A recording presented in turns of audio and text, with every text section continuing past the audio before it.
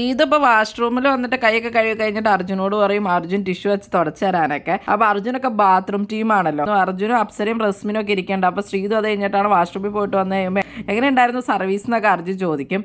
അപ്പൊ അർജുൻ പറയുന്നുണ്ട് ഇനി ഹെൽപ്പ് വേണമെങ്കിൽ 3 അമർത്തുക എന്നൊക്കെ പറയും. അത് കഴിഞ്ഞിട്ട് അർജുന്റെ നെറ്റി പോയിട്ട് ശ്രീതു 3 പ്രാവശ്യം അമർത്തുകയൊക്കെ ചെയ്യും. ഇന്ന് എന്തായാലും എന്റെ ക്യാപ്റ്റൻസി അപ്പൊ മുടിയാണ്, അപ്പൊ മാക്സിമം യൂസ് ചെയ്യാന്നും പറഞ്ഞിട്ട് അപ്പൊ അർജുനോട് പറയും ശ്രീതു എന്റെ കൈ അപ്പൊ തുടച്ചു തരാൻ പറയും. അപ്പൊ അർജുൻ ഓ ഷുവർ എന്നൊക്കെ പറഞ്ഞിട്ട് ചെന്നിട്ട് കൈയൊക്കെ തുടച്ചു കൊടുക്കുകയാണ്. അപ്പൊ തന്നെ ഇരുന്ന് അപ്സര കളിയാക്കിക്കൊണ്ടിരിക്കേണ്ട അർജുനെ ശ്രീതുവിനെ. അപ്സര അപ്പൊ അർജുനോട് പറയുന്നത് നീ അഭിഷേക് വന്നപ്പോ കൈ തുടച്ചു കൊടുക്കില്ല എന്നാലോ പറഞ്ഞത്.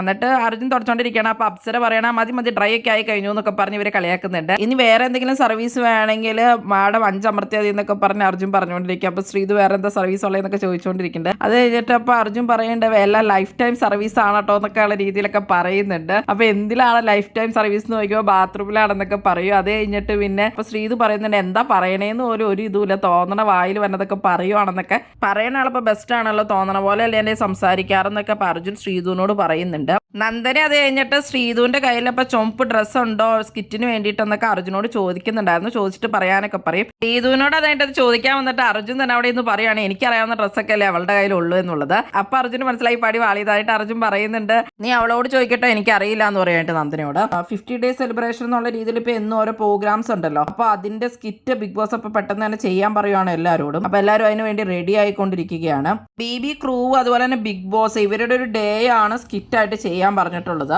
കൂടുതൽ ബിഗ് ബോസ് വീഡിയോകൾക്കും ബിഗ് ബോസിന്റെ ലേറ്റസ്റ്റ് ലൈവ് അപ്ഡേറ്റ്സിനുമായിട്ട് ഈ ചാനൽ സബ്സ്ക്രൈബ് ചെയ്യണേ, സപ്പോർട്ട് ചെയ്യണേ. അടുത്തൊരു വീഡിയോയുമായി ഉടനെ കാണാം.